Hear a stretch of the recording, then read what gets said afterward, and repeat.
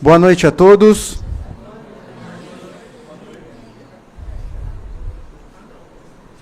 Obrigado pela presença de todos. É uma honra receber o professor Eliseu Martins, professor emérito da FEA Ribeirão Preto. Também foi diretor da nossa unidade, tendo contribuído de forma significativa para a nossa instituição.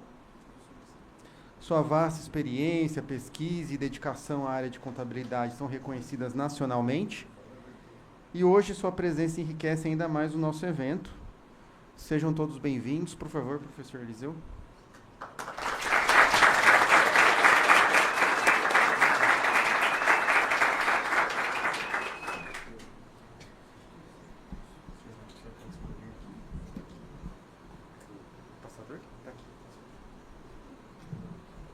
Muito obrigado, professor Ricardo. Muito boa noite a todos. Boa noite. Vocês me permitem eu dar um abraço muito especial em alguém, meu colega também, professor emérito desta casa, professor Alexandre Assaf Neto. Os mais novos da UNU devem conhecê-lo. Pode. Palmas para ele.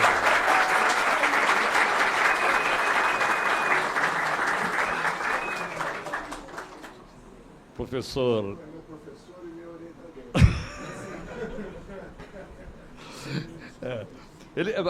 Eu ia falar desorientador, né? Mas. Professor, olha, eu conheci, ele é vizinho lá perto da minha cidade, né, de Expressão do Bião, lá de Poços de Caldas, né, fez economia em São João da Boa Vista, depois foi fazer o mestrado na Europa, no INSEAD, na Espanha, correto? Fez o mestrado lá na área de administração, ele é economista, depois fez o mestrado na área de administração, e um dia ele apareceu para fazer o doutoramento em administração na FEA USP. E o orientador era da contabilidade. Ele foi assistir uma disciplina, ele da administração, foi assistir uma disciplina lá comigo. O senhor, no fim, ele conseguiu um negócio que foi o departamento de administração aceitar que eu fosse orientador dele no departamento de administração. Quando eu entrei na disciplina, já era a teoria do lucro. Ele me disse o seguinte: lucro é tudo aquilo que você pode gastar hoje e se sentir tão feliz quanto você era ontem. Se olha uma DRE, não é verdade isso. Aí eu adorei, mas eu... Mas, e depois tem só o último ponto dele aqui. Quando foi instituída aqui a FEA Ribeirão, ela foi como extensão, aliás, né? Puxa vida, eu fiz parte da comissão que fez a análise de se era viável criar a faculdade aqui ou não. Eu tenho vínculos com essa unidade desde o very beginning mesmo, né? Aí, quando foi criada como instituição, o que acontece? Precisava ter um doutor de cada área, de economia, de administração, e na área a gente estava difícil conseguir alguém de São Paulo que viesse para cá, para começar a escola toda. Aí eu lembrei de alguém que era professor da Universidade Nacional de Brasília, e disse: olha, Ribeirão é mais próximo da sua Poços de Caldas do que Brasília. Você não quer vir para a USP, sai da UNB e vai assumir lá o departamento, a contabilidade lá em Ribeirão? E ele veio. Então, depois disso e tantos outros encontros, vê-lo aqui é uma enorme satisfação, professor. E olha, eu sei que você está lá com Dona Anita não muito bem. Esteja à vontade. Muito obrigado. Muito obrigado mesmo.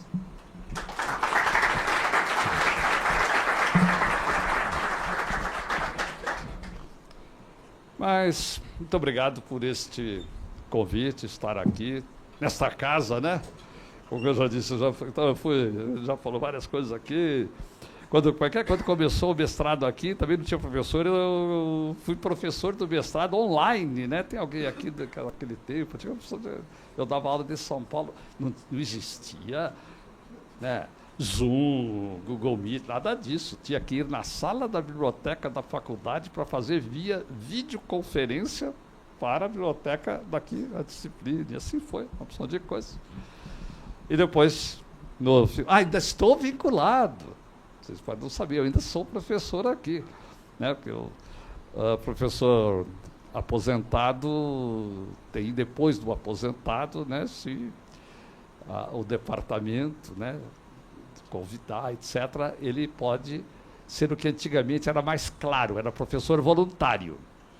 Mas agora voluntário fica muito feio, né? Então agora passou a ser professor sênior, né? Eu acho que já que é para ficar oba-oba, por que não faz senior professor de uma vez, né? Certo. O que a gente é mesmo é professor voluntário, tá certo? Eu sou com todo prazer aqui do departamento, nós dividimos disciplina aqui com o professor Ricardo. Se tiver alguém interessado, vai começar uma daqui uns 30 dias, não é? Por aí. Professora Maísa, tantos amigos, colegas aqui, permitam irmos direto aqui. Bom, falar aqui, primeiro, o senhor Ricardo levou um susto quando eu mandei o arquivo para ele, porque ele disse, isso aqui nem 3h30 não vai terminar, tá certo? Ainda mais comigo falando, que não paro nunca de falar, né? Eu pareço político, não posso ver microfone, tá certo? Eu pego e não paro mais, né? Mas, então eu vou ter que ser um pouco rápido, porque senão realmente vai acontecer o que ele fala. Nós vamos falar um pouquinho sobre o lucro contábil, para quem, né? Afinal de contas, para quem que é a figura do lucro. Ou seja, nós vamos falar sobre os usuários da contabilidade.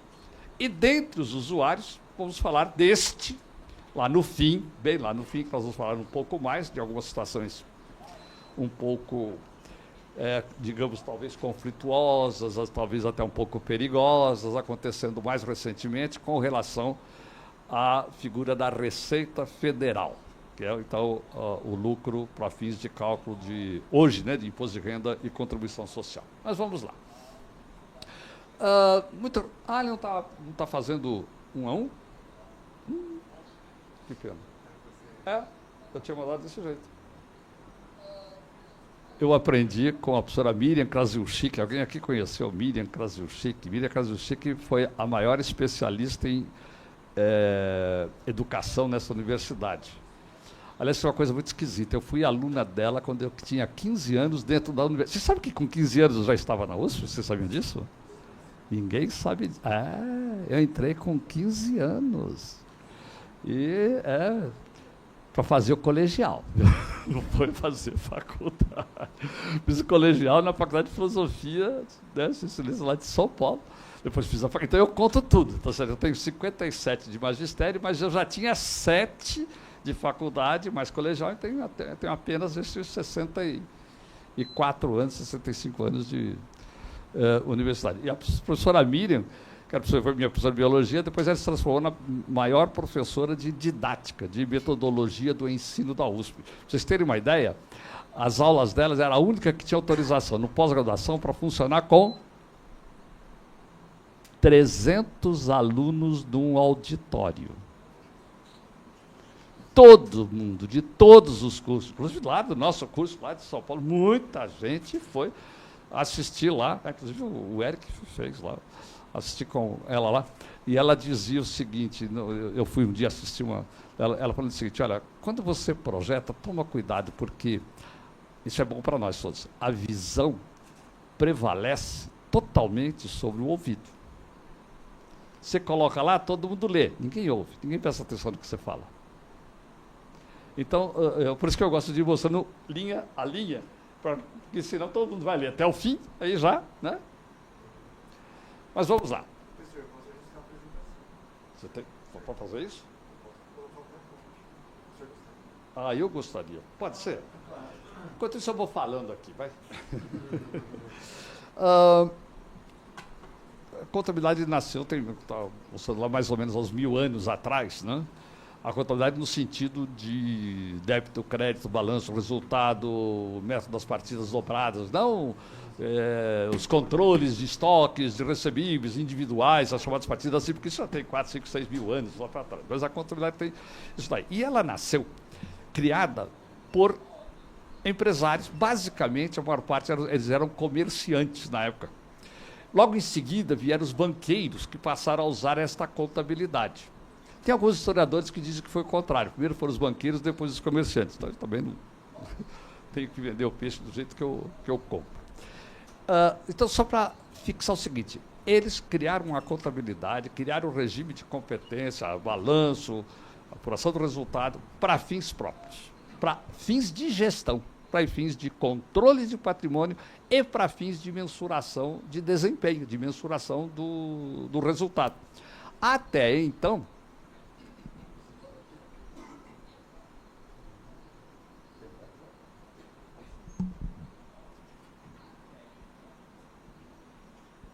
vocês sabem o que é isso? Ainda existe isso? Não, porque cada vez em quando eu fico com umas coisas e fico assim, Vocês sabem o que é CD? Ah, olha, poxa, tá vendo? Não estou sozinho assim, né? Vocês sabem o que é fita perfurada? Cartão perfurado? Não, eu não vou explicar, porque... tem alguém aqui que sabe. Bom, mas então... eles criaram a contabilidade para seu próprio uso. Eles foram criando as regras que eles queriam, ou seja, não tinha regra. Tá certo? Aliás, esse é um negócio interessante. Alguém aqui de matemática já ouviu falar em Fibonacci? Ou mesmo que não é de matemática? Tem um livro do Fibonacci de 1202. E ele explicando por que ele foi ser matemático e não seguir a carreira que era a carreira que ele devia seguir, que era seguir a profissão do pai. Ele diz o seguinte, eu, como todos os filhos de comerciantes, fui mandado para uma escola para aprender contabilidade. Os comerciantes mandavam já. Então, em 1202 já existia escola de contabilidade.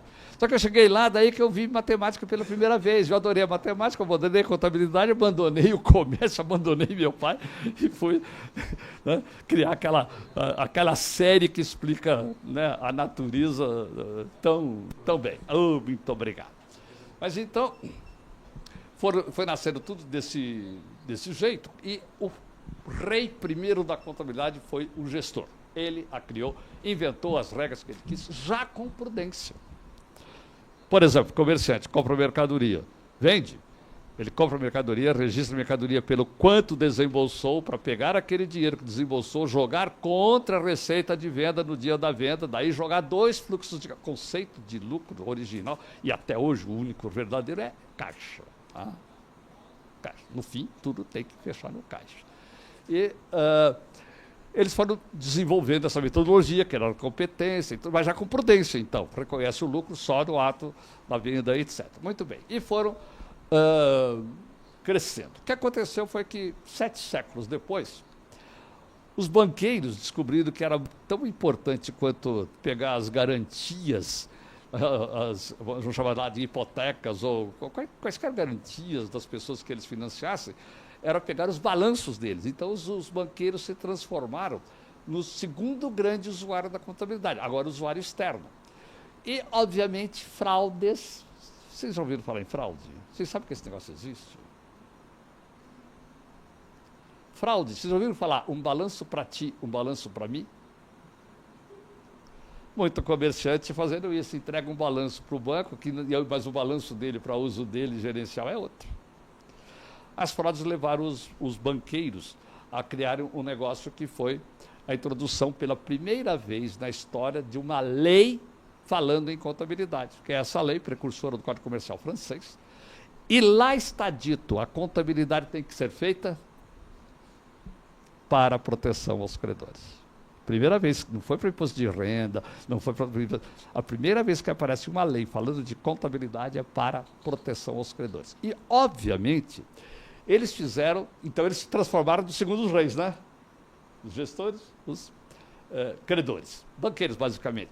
E aí, apesar de a contabilidade já ter sido criada com uma certa prudência na hora de mensuração do lucro, aí ela vai ficando, por força da legislação e por força da pressão dos banqueiros, mais conservadora ainda. Por quê? O que interessa aos bancos que quanto menor o ativo, melhor, quanto maior o passivo, melhor, porque ele tem garantia de que o patrimônio efetivo vale mais do que o que está contabilizado. E, além do mais, postergando o reconhecimento de receita, antecipando de despesa, você está fazendo o quê? Postergando a distribuição do lucro, o que também é um fator de proteção para os credores, está certo? Isso nos latinos. Da França foi para a Espanha, foi para a Itália, etc. E 50 anos depois vai para a Alemanha. E os alemães, como são, né? Quem aqui conhece, alguém aqui já trabalhou com alemão, ou é de família alemã, sabe o que é a cultura, né? A rigidez alemã. Os alemães adotaram totalmente a filosofia lá dos franceses de uma contabilidade conservadora e transformaram em mais conservadora ainda. Porque, inclusive, eles introduziram na lei pela primeira vez na história a figura do crime contábil. Quem causar prejuízos para terceiros por causa de qualquer balanço com ativo superavaliado ou passivo subavaliado, com antecipação de receita ou postergação de despesa, além de ter que cobrir os princípios, os prejuízos materiais, estará tendo que, né, estará incorrendo em crime. E os alemães têm um costume chato. Crime realmente manda para a cadeia. É muito chato. É muito chato. Né? Mas então ficou uma contabilidade muito mais conservadora, como é até hoje. Não sei se vocês conhecem a contabilidade alemã, austríaca, dos germânicos, a contabilidade local deles é a mais conservadora do mundo. Aí eu pergunto, e cadê o gestor, né, coitado? Vocês viram que o gestor foi perdendo a contabilidade? Ah, não, o mundo saxônico manteve. Os ingleses, vocês querem saber quem entende de contabilidade no mundo, fale com os ingleses. Os americanos aprenderam com eles, dizem que eles que são quem entende, mas quem entende mesmo são os ingleses. Sempre foram os melhores lá. No meu entender. Os ingleses disseram, não, tudo bem, precisamos dos balanços para os bancos, tudo bem, mas os bancos vão receber o balanço que é bom para a gestão. É esse, a contabilidade, ela é boa se ela atender às necessidades de informação e de controle do gestor. O resto é conversa. E conseguiram manter. Né? Entretanto, mantiveram por um certo tempo. Quando chega já na virada já para o século XIX, a Revolução Industrial. A Revolução Industrial na Europa foi financiada basicamente por bancos. Os bancos já eram os grandes financiadores da economia europeia continental e na Revolução Industrial, mais ainda, o banco era o intermediário de quem tinha dinheiro e quem precisava do dinheiro. Os ingleses, e em seguida os americanos, fazem com que todo o desenvolvimento forte da Revolução Industrial se dê também com bancos, mas o grosso do financiamento, do crescimento das primeiras grandes indústrias foi via constituição de sociedades por ações. As empresas indo diretamente junto a quem tem dinheiro, vendendo ações, e para isso, precisando do quê? Transformar a contabilidade no elo de ligação entre a empresa e os potenciais investidores, e os investidores depois, e ajudar a criar um mercado de ações, que é para ajudar a vender ações, venda, porque se o dia que você quiser vender, você pode vender, etc. Tal.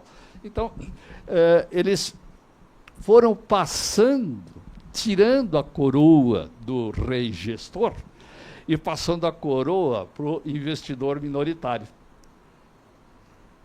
E eles se transformaram nos reis da contabilidade britânica. E o coitado do gestor foi tudo pro beleléu. Tá correto? Muito bem. Eles criaram a figura das notas explicativas, escritas, que a gente conhece. Eles criaram a figura do auditor independente. Por quê? O balanço é a única forma de ligação, mas o balanço precisa ter algo mais para você entender que critério que foi isso, faz aquilo, dá detalhes, etc. Por isso que eles inventaram essas notas explicativas e para aumentar um pouco a fidedignidade, né? Um pouco, não bastante, a figura do auditor. Mas também teve fraudes na Inglaterra. Mas a contabilidade inglesa, ela mudou o enfoque, procurando quais são as necessidades de informação do investidor, mas também teve fraudes. Companhia aberta, bonita, beleza, vendendo, pouco endividada, quebra. Aí descobre por quê. Ah, é que ela tem uma filha, ou é a mãe dela, que é fechada, cujo balanço ninguém sabe. Quebra dessa. Essa empresa que vai bem, vende bastante, mas está vendendo para a filha. E a filha está estocando lá, não está vendendo para ninguém. Então o balanço da mãe está, beleza, o balanço da filha está, é que nem... Bom, um dos problemas da depressão americana foi quando descobriram que também tinha empresas americanas fazendo isso lá, né? Veio todo o problema da SEC, criação da SEC, aquele negócio todo da CVM norte-americana. Atrás de grandes mudanças, infelizmente, é muito comum a gente achar grandes fraudes. É muito triste isso. Não justifica, mas... lá. Aí, então, quando essa história... O mercado inglês, o mercado americano foi para o beleléu. Ninguém mais queria ações, o custo de capital próprio sobe para burro, porque, né, balança, etc. Aí alguém lá inventa. Ah, outra coisa que eu não falei. Na França começou a contabilidade por lei. Quando vai para a Espanha, é lei. Quando vai para a Alemanha, é lei. Vai para a Suíça, é lei. Até hoje. Como nós estamos acostumados no Brasil. Nós importamos o modelo latino, é lei. Inglês, absolutamente americano. O que tem de contabilidade na lei americana, você sabe? A única que vai dizer o seguinte: quem é que vai cuidar da contabilidade? Só. Não tem, não existe. Os saxônicos, dentro do direito consuetudinário, eles não admitem colocar coisas técnicas na lei, que tem mudança, que vai se alterando, que tem que ficar correndo atrás. Não, as leis têm que ser, tem que ter uma longevidade muito grande, para isso elas têm que ser principiológicas e não podem entrar nos detalhes técnicos. Lei sobre comportamento de medicina, de engenharia, não existe isso. Quem entende de contabilidade é aqui, mas se o juiz precisar de um julgamento, de falar de contabilidade, ele chama os peritos contábeis. Ele vai chamar os contadores para dizer: vocês aqui, qual que é o jeito certo de fazer? Fulano está dizendo isso, ciclano está dizendo aquilo, mas vocês, do Instituto dos Contadores. Então, as normas inglesas sempre foram, e americanas, instituídas por órgãos profissionais, jamais por lei. Até hoje. Não existem leis sobre contabilidade nesses países. Mas, então, os contadores e os empresários, quando viram o mercado em inglês por causa daquela história da fraude, resolvem criar o tal do balanço consolidado. Alguém chega lá e inova dizendo o seguinte: olha aqui, eu tenho 5 filhas, eu vou fazer, cada um tem o seu balanço, e vai continuar, mas eu vou fazer um balanço juntando todos eles como se fossem uma única pessoa jurídica. Aí eu elimino as transações de venda de uma para outra, de receita de uma para outra, contas a receber de uma contra a outra. Portanto, o que tiver aqui de recebível é contra genuínos terceiros. Não tem o bruto de um recebível da mãe contra a filha, ou vice-versa. Não tem receitas de vendas dentro da família. Não tem. Receitas de vendas são só as para o mundo exterior. Crio essa figura do consolidado que recupera a imagem e recupera o mercado e cria duas coisas essenciais, quebra 2 paradigmas. Uma, pela primeira vez na história da contabilidade, cria-se a figura de entidade econômica. Vocês repararam que o balanço consolidado é um balanço de uma entidade que juridicamente não existe? Qual é o balanço do Banco do Brasil S.A. consolidado? É o Banco do Brasil com quantas filhas que ele tem? Netas, né? Todas as empresas controladas estão lá. A pessoa jurídica existe, a pessoa jurídica consolidada, não. Só que no mercado, o mercado americano, por exemplo, é só balanço consolidado que vai ao mercado. O balanço individual nem pode ir. O Brasil fomos os dois. Mas o balanço realmente que acaba para efeito de mercado, de ações, o fundamental é o consolidado. Cria-se essa figura de sair da entidade jurídica e passar-se à entidade econômica e sair-se do princípio da propriedade jurídica e ir-se para a figura do controle. A empresa, você tem uma empresa, a sua empresa tem 70% da empresa B. Quando você faz o balanço consolidado, primeiro, você é dono de 70% do caixa da filha? Não. O caixa da filha é 100% de propriedade da filha. Você não tem propriedade nenhuma sobre nenhum dos ativos passivos lá. Mas você tem controle. Para eu trazer o caixa inteiro, os recebíveis inteiros, os estoques inteiros, as dívidas inteiras, que as filhas têm aqui para dentro, depois que eu trago tudo e eu só tenho 70%, eu tenho que ir lá no balanço para dar uma ajeitadinha, para bater, criar aquela participação dos 30%, né, dos não controladores ou dos minoritários, conforme a terminologia. Eles quebram isso aqui, estou enfatizando porque hoje um dos problemas que vão trazer problemas lá com o fisco lá, é que os ingleses foram, ao criar essa figura, a entidade econômica, e o controle é o que define o que é realmente um ativo, não necessariamente a propriedade jurídica, e foram caindo para que a história, olha, para os balanços, para o mercado de ações, é importante que o balanço represente o melhor possível a realidade econômica. Aí vieram com aquela história do leasing financeiro, né? Então você compra lá uma frota de caminhões, compra não, você vai lá e faz o leasing financeiro. Os caminhões estão no balanço do banco. Agora, você sabe que o Banco Central agora mudou, né? Até que enfim, puxa vida. Os caminhões ficavam no balanço do Banco Central, do balanço do banco, balanço do banco, e no balanço do arrendatário nada. Ah, não, o balanço do arrendatário vai ter que ter lá os caminhões, porque ele não é propriedade jurídica, mas ele é quem controla. Ele é quem realmente manda. Então, vamos botar os balanços lá, depois substitui por direito de uso. Não vou entrar aqui em detalhes técnicos, mas eles foram introduzindo essas figuras de que eu tenho que ser o mais fiel sobre a realidade econômica para realmente ter informações com qualidade. Muito bem. E tudo com a devida prudência. Muito bem. Aí, chega no século passado, cria-se o imposto de renda. O que acontece? Os germânicos, e a Alemanha até hoje, né, a oligarquia alemã, o empresário alemão tem um poder político monstruoso. Eles conseguiram, vai ter que pagar imposto de renda? Tem, mas vai ter que pagar imposto de renda sobre aquele lucro conservador, onde eu postego receita, eu tenho esse tipo de despesa, crio provisão para tudo que você imagina, mais 50%, só para eu estar conservadoramente, né, atendendo à legislação. E com isso, então, pagando imposto de renda sobre lucros que, de uma certa maneira, vão sendo postergados. E a Alemanha consegue, os alemães conseguem vincular fisco com contabilidade, mas com a prevalência da contabilidade. O fisco é que tem que seguir a contabilidade. Só que entre os latinos há um desastre. Itália e França, principalmente, em pouco tempo, o governo, tanto da França como da Itália, conseguiram ir entupindo a contabilidade de regras. Isso aqui pode, isso aqui não pode, faz isso, faz aquilo, etc. E nesses países, o que acabou acontecendo? O fisco virou mais um rei da contabilidade. Coitado do gestor, então, né, você já viu, né? É credor, investidor, credor menos conservador, mais conservador. O fisco, muito bem. Os anglo-saxônicos não aceitam isso de jeito nenhum e dizem a contabilidade vai ser uma coisa. Se o fisco quer outra coisa, nós fazemos uma outra contabilidade, nós fazemos o LALUR. Eles que inventaram, depois nós vamos copiar. Eu faço a contabilidade de acordo com as boas contabilidades para atender o meu rei, que no meu caso é o minoritário. E se o fisco quer outras regras, eu reajusto, refaço este balanço, faço alguns ajustes, mas o fisco não pode introduzir normas na contabilidade. Vocês viram que a gente foi ficando com um caos no mundo, né? Porque os latinos, o fisco mandando na contabilidade. Os germânicos, os credores mandando na contabilidade. Os saxônicos, os investidores minoritários mandando na contabilidade. E assim vai.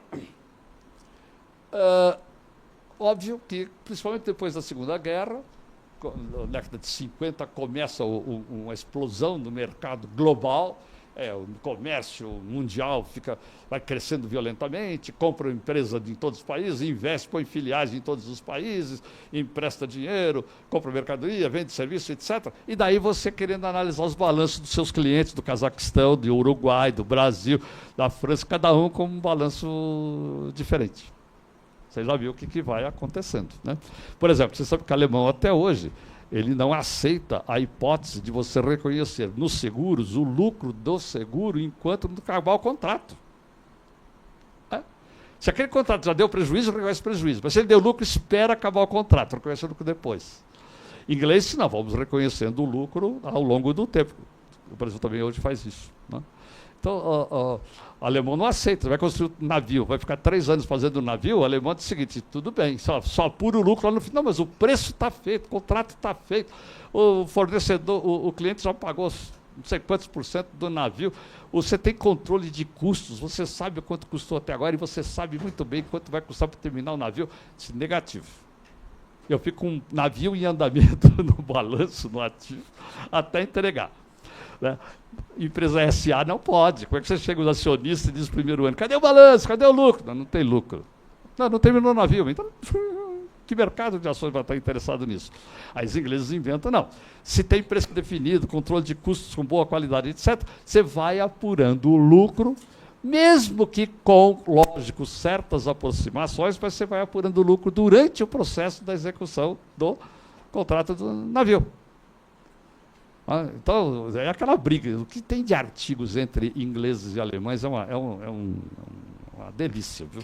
O inglês e o alemão falando assim, vocês vão apurando lucro que está errado, de repente amanhã dá uma diferença lá no custo final, aquilo que você está achando que vai dar lucro, vai dar um problema lá na montagem final do navio, e não vai ser, etc. Tal.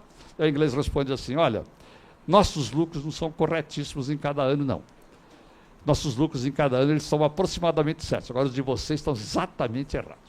Porque o primeiro está errado, porque você fez, etc., não tem lucro. O segundo, não tem. No terceiro, você tem que ter lucro, mas o lucro que você está dizendo que é do terceiro ano está errado, não é do terceiro ano. É lucro de 3 anos, reconhecido contabilmente, do terceiro. E assim vai, opção de coisa. Mas, então, a diversidade e as transnacionais começam com o custo violento. Tem filial em 50 países, você tem 50 contabilidades diferentes, precisa cada empresa fazer 2 balanços, do balanço para a legislação local e outro para a sua filial, que é francesa, que é americana, que é alemã, que seja lá o que for. E as transações comerciais, pega o balanço, nossa, será que esse balanço quer dizer o quê? Como é que é o critério? Então, isso encarece o custo do dinheiro para empréstimo, para transações de toda a natureza, sai insegurança. Então, começou todo um processo de tentativa de convergência. A própria ONU, na década de 60, cria um grupo para tentar fazer isso aí. Esse grupo só parou de funcionar com normas internacionais em 1989, por uma proposta desse que desfala. Eu fui representante do Brasil na ONU, até essas coisas eu já fiz na vida, estou lembrando agora. Saíram uma opção de regras boas lá da ONU, etc. Tal, só que tem o seguinte, a ONU falava e dizia o seguinte, aconselhamos os países a fazer isso. Nunca houve nenhuma determinação de nenhum país adotar as normas. Portanto, as normas da ONU, no fundo, ficaram sem... Né? Aí... Em 73, os americanos criaram o FASB, que é até então, era o Instituto dos Auditores que emitia as normas contábeis americanas. Aí os investidores reclamaram que os auditores, ao fazer as regras, como os auditores são pagos pelas empresas, eles só faziam as regras que as empresas topavam fazer. E quando os investidores queriam mudar uma regra, mas as empresas não queriam, quem emitia as normas, os auditores, aí então o Congresso americano exige a criação de um organismo, e é criado o FASB, Financial Accounting Standards Board. Lá então, bem democraticamente, né, tem lá um representante das empresas, um representante dos contadores, um representante dos auditores, um representante dos credores, um representante dos investidores, um representante da academia. É interessante, é sempre obrigatório ter um professor lá dentro, para toda a parte acadêmica, das pesquisas, etc. E, estão vendo, não é o governo que emite. Quem emite é o... Quando criaram o FASB, eles criaram com tanto poder, com tanta força, que os europeus falaram, todo mundo querendo fazer convergência das normas. Os americanos, imagina naquela época que eles eram muito mais poderosos do que hoje, proporcionalmente, no mundo. Então, eles vão querer transformar o FASB no órgão normatizador internacional. Os europeus se reuniram, correndo no mesmo ano, né, criam o IASC, que hoje chama-se IASB. Ah, não, vamos emitir aqui sim, olha a primeira letrinha lá, International Accounting Standards, né? A bota internacional. Então, vamos lá. Só que o que acaba acontecendo? Também esse IASC se reúne, é um órgão privado, fica lá todo mundo lá, se reúne, criam normas, IAS 1, IAS 2, IAS não sei o que, etc. Beleza, mas daí, quem que adota? Para adotar, precisa de os países formalmente aceitarem.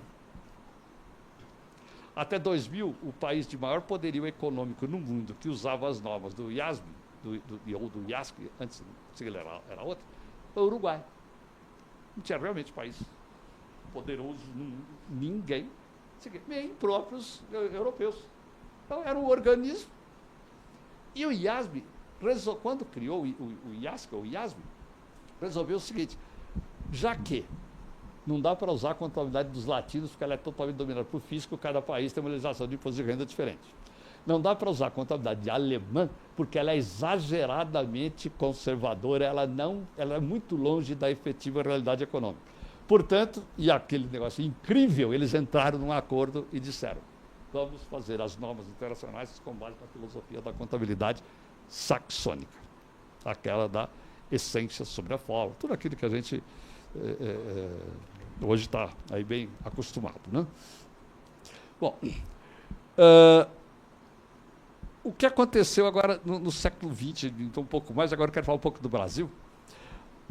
A Europa, na década de 70, o peso da Europa continental dos bancos é tão grande que os ministros da economia resolvem mudar as legislações o mais possível de todos os países europeus continentais para desenvolver o mercado de ações, porque o risco do exagero da dependência de bancos.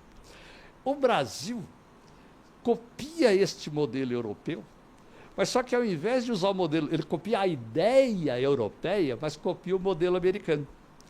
Institui a Lei 6.404, de 76, que é a Lei das SAs, que a gente chama, Lei das SAs, que é uma cópia da legislação americana da época e é uma cópia do modelo contábil da época. Vocês vão rachar de rir. O Brasil foi o primeiro país não saxônico a aplicar equivalência patrimonial. Vocês sabiam disso?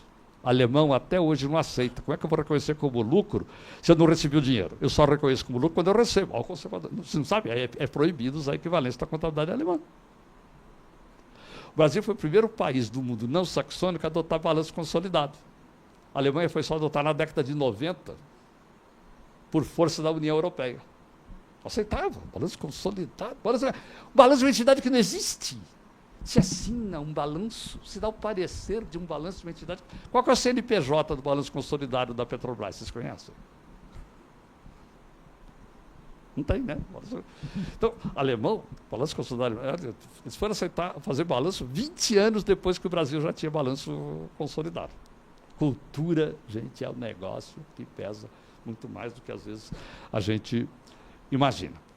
O Brasil passou a usar a demonstração de origem e aplicações de recursos que a Inglaterra e os Estados Unidos, só os Estados Unidos tinham como obrigatório, nem a Inglaterra tinha. O Brasil foi o segundo país do mundo que depois virou fluxo de caixa. Vocês sabiam disso?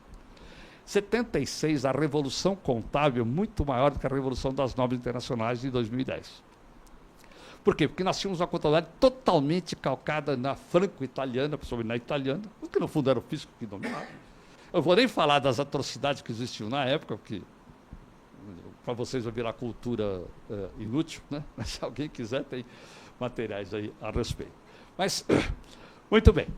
E sai a lei, e sai em 1977, no ano seguinte, o Decreto-Lei 1598, que diz o seguinte: e o fisco tem que seguir a contabilidade da lei das SAs. E a lei diz o seguinte, e o fisco não pode, artigo 177, parágrafo 2º, o fisco não pode dar palpite na contabilidade. Vocês sabem disso? Olhem lá. Artigo original da lei das SAs. Só que, né, o que aconteceu? Em 78, quando entra em vigência a lei, o fisco vai e diz o seguinte, criou o LALUR, né, que é para fazer a separação entre fisco e contabilidade, aí vem a Receita e diz assim, emite uma instrução normativa dizendo assim, o LALUR, se for para aumentar o lucro contábil, usem como vocês quiserem, se for para diminuir, só se eu der uma prévia e expressa autorização.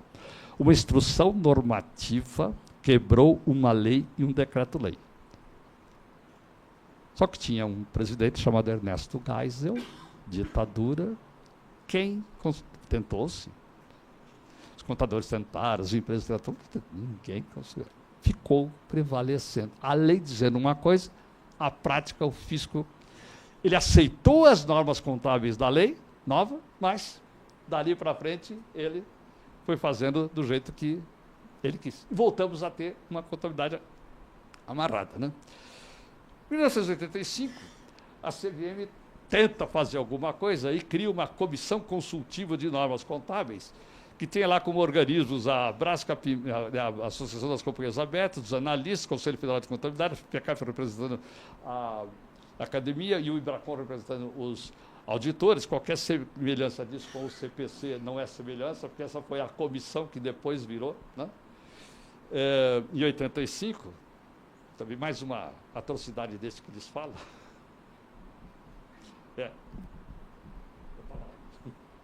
Desculpa. E a CVM começa a fazer normas contábeis, só que tem um problema. Ela tem que obedecer à lei. Portanto, ela só podia fazer normas contábeis desde que estivesse de acordo com o que já estava, na lei. Então, as normas contábeis vão evoluindo, o mundo vai evoluindo. Negativo. Se contraria a lei, não pode. A CVM não tinha poder legal para contrariar a lei. E também não podia aumentar a tributação. Sabe por quê? A Brasca, né, das companhias abertas, que é a descontroladora das companhias abertas, levantou e disse o seguinte: CVM, se você fizer uma norma contábil, e por causa da norma contábil o fisco disser que tem que pagar mais imposto, esquecer que os minoritários também pagam imposto, a CVM murchou. Então, ela passou a ir produzindo normas contábeis com restrições, desde que sem quebrar a lei, só que a lei foi ficando desatualizada. A lei foi ficando totalmente desatualizada com o decorrer do tempo. O mundo lá fora foi mudando, os americanos foram mudando, os ingleses foram mudando, o IASB foi criando novas... O Brasil, a lei veio amarrando. Aí, em 99, aquela comissão que eu disse faz um projeto para a CVM de reforma da lei, que vai para o Congresso no ano 2000. Felizes da vida, o Brasil vai mudar sua contabilidade de novo agora. Né? O Brasil que teve uma das melhores contabilidades do mundo com a lei das SAs, com o decorrer do tempo ele foi ficando atrasado. Mas aí o que aconteceu? Em 2002, a União Europeia decide adotar as normas do IASB, que adota, de fato, em 2005, e o projeto de lei, que foi para o Congresso em 2000, só em 2007. Em 2005 transforma-se aquela comissão no CPC. Em 2007 sai a lei 11.638. Aí veio esta lei dizendo o seguinte: vamos atualizar a lei das SAs e vamos determinar que, daqui para frente, as normas contábeis emitidas pela CVM têm que seguir as normas internacionais, mesmo que elas contrariem a lei. Mesmo que elas contrariem a lei. Muito bem. E veio aquele... o fisco não pode mais mandar na contabilidade. Ponto final. O fisco não pode, porque o fisco não é norma contábil. Mandar debita, sim, acredita. Então, um monte de coisa. Bom, de novo, então, conseguiu-se agora esta independência da contabilidade. E o fisco aceitou. Na vez anterior não tinha aceitado, mas agora, quem conheceu aqui um dos grandes trabalhos de um colega nosso, chamado professor Nelson Carvalho, da FEUS, foi um dos grandes responsáveis por conseguir isso, porque ele era da assessoria do ministro da Fazenda e ele conseguiu convencer o ministro da Fazenda, secretário da Receita Federal, etc., na época. E os bastidores, gente, contabilidade também tem política para chuchu. Qualquer norma, qualquer lei precisa ter eleição, precisa ter votos, portanto, tem pressão, tem de tudo. Pensa que são os puros pensando na contabilidade de fazer. Isso não existe, tá? Muito bem. Aí o fisco aceitou. Beleza. Tudo agora só as normas contábeis do tal do CPC, né? Comitê de Planejamentos Contábeis, etc. O Conselho Federal também, que de vez em quando tinha umas normas que conflitavam, etc., também vai lá e agora diz, eu também vou passar a aceitar isso tudo. Exceto órgãos reguladores. O CVM é o único órgão regulador que não tem preocupação nenhuma em saber se o cliente dele, que acompanha aberta, vai bem ou vai mal. Isso não é o problema. O que tem é que o balanço dizer se vai bem e se vai mal. E isso representa a realidade. O problema é do mercado. Mas o Banco Central não. O Banco Central ele é obrigado a acompanhar a saúde financeira dos bancos e intervir no banco se saúde financeira. Por que está esse banco, essa briga toda aí com esse banco master, etc. Tá lá? Porque se deixar ele... Está lá, o Banco Central, todo mundo tentando para segurar. O Banco Central tem responsabilidade, se quebra um banco, aliás, ele tem que agir antes de quebrar, intervir, né, tira a administração, obriga a vender, se conseguir. Se não tiver jeito, liquida o banco. Quantos bancos já foram liquidados neste país, está certo? Infelizmente, até eu, né? Alguns aí devem lembrar, né, professora Saf? Mas vamos lá. Eu também só fui do Banco Central, esse é o problema. Vamos lá. Os órgãos reguladores, a ANS da Saúde, a SUSEP dos seguradores, eles têm poder legal para dar normas, eles não são obrigados a seguir especificamente a lei das SAs e a seguir as regras do CPC, porque eles têm normas específicas. E eles, então, vêm aceitando as normas internacionais aí dos CPCs aos poucos. Neste ano, o Banco Central agora determinou, para este ano agora, todos os instrumentos financeiros dos bancos, mudou toda a normalização, está entrando de acordo com as normas. Ele vem fazendo paulatinamente. A SUSEP também vem paulatinamente, mas a norma de contratos de seguros, a SUSEP não aceitou. Então, o balanço individual da seguradora faz a apuração da seguradora segundo certos critérios, mas para fazer o balanço consolidado, que é para ir para a CVM, aí faz de acordo com outro critério, que é as normas internacionais. Turma-se com um barulho desse, né? Mas vamos lá. O único órgão que eu digo que é inteligente é a Agência Nacional de Energia Elétrica, que ela passou a dizer o seguinte: senhoras empresas de energia elétrica, as senhoras produzem seus balanços de acordo com as normas internacionais do CPC, etc. Eu quero outros balanços, porque eu preciso acompanhar a saúde e, além do mais, eu preciso ter os dados para fixar as tarifas de energia elétrica. Vocês façam outro balanço e mandem esse outro balanço para a ANEEL, ponto. Não vamos confundir o mercado. Balanço para efeito de controle de saúde de empresas de energia elétrica e controle de tarifa é um balanço diferente que é feito para a ANEEL de acordo com as regras dela. Do jeito que ela quiser. Não tem problema nenhum. É o único órgão regulador que hoje tem esta filosofia. Bom, depois vem leis que reforçam a posição de que contabilidade o fisco não pode mandar mais, tiraram a coroa do rei, né, fiscal. Muito bem, em 2010, finalmente implantam-se as normas internacionais aí no Brasil, depois vem a outra lei que reforça, mas vamos lá, vamos acelerar um pouco aqui. Vocês repararem, só para não aparelho, o Brasil hoje, como é que nós estamos em termos de normas? Uma confusão. Mas todos os países são assim, tem uma vantagem, tá? Não pensa que é só o Brasil. Não precisa todo mundo ser tão confuso quanto o Brasil. A gente gosta de emoção. Então, no Brasil, todas as companhias abertas são obrigadas a seguir completamente as normas internacionais, que o IASB-MIT, que o CPC Traduz, adapta, etc. As sociedades de grande porte, que têm ativos acima de não sei quantos, até esqueci lá, 300 milhões, então, as regras lá, são obrigadas a seguir essas normas inteiras. As sociedades que são reguladas por agências reguladoras, cada uma tem um jeito. O que interessa agora é o seguinte, também tem outras regras. As empresas hoje, que não sejam companhias abertas, que não estejam subordinadas a nenhum órgão regulador, e que tenham faturamento entre 78 e 300 milhões, pode usar as normas lá de cima, FUI e FRS, ou pode usar uma norma também internacional chamada CPC, Pequena e Média Empresa, que na verdade é só para média empresa. Tá? Não são exatamente as regras internacionais, são bem próximas, mas não são exatamente as mesmas. E tem, mais recente, a ITGBio do Conselho Federal dizendo o seguinte, empresas que faturam entre 4,8 e 78 milhões podem ter uma contabilidade bem mais simples que essa ITG, que está lá, que é bom conhecer, é bom saber. Ela não é 100% norma internacional, tem algumas coisas mais simplificadas. E a última norma, que é a de microentidades, que é de faturamento até 4,8 milhões, que aí tem uma contabilidade extremamente simples. Essas duas aqui de baixo, o mundo inteiro tem, viu? Normas cheias de sofisticação, direito de uso, todas aquelas confusões, de depreciação com base no valor residual, estimado, todos aqueles negócios, só para as empresas de um certo porte para cima. As empresas de baixo, o mundo inteiro tende a aceitar regras bem mais simplificadas. Mas se a empresa lá embaixo estiver disposta, eu quero crescer, já quero aprender o que é uma boa contabilidade desde o início, também pode adotar as normas boas e completas desde o início. Bem, agora, o que eu fiz até agora? Foi falar o seguinte. Começamos com um rei. Quem mandava na contabilidade foi o criador da contabilidade, o gestor. Eram os que dirigiam as empresas. Eles eram proprietários e gestores ao mesmo tempo, né? Eles começaram a contabilidade. Foram perdendo nos países latinos e germânicos, no início, para os credores. Aí os latinos perderam para o fisco. E ficamos nesta confusão toda. E até que no Brasil, que também tínhamos uma contabilidade dominada pelo fisco, a partir de 2010, a independência.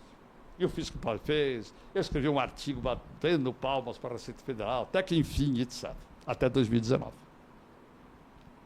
Em 2019, dona Receita Federal começa a chamar para reuniões e começa a lançar o seguinte, olha, gente, essas normas aí estão ficando tão diferentes das normas contábeis, das regras fiscais, que hoje tem um monte de ajuste no LALUR, no livro de apuração do lucro real, né? Você começa quando o contábil vai fazendo os ajustes para chegar no lucro base da tributação, e fica difícil treinar o próprio pessoal da Receita, porque o que sai de norma nova tem que ensinar o pessoal da Receita, porque eles têm que entender o que é, porque a base é a contabilidade, de acordo com as normas que estão aí vigentes.